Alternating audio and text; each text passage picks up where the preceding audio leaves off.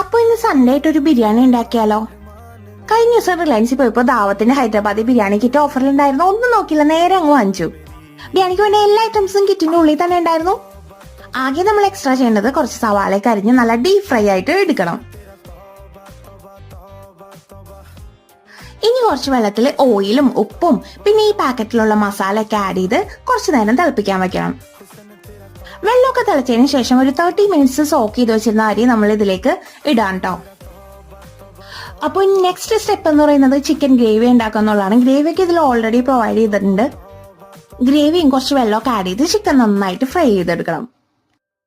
ചിക്കനും റൈസും ഒക്കെ സെറ്റ് ആയിട്ടുണ്ട്. നമുക്ക് ഇനി ദം ചെയ്യാം.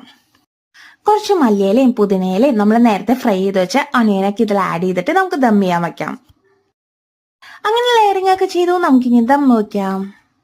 ആഹാ, നല്ല അടിപൊളി ബിരിയാണി ഇവിടെ റെഡി ആയിട്ടുണ്ട്.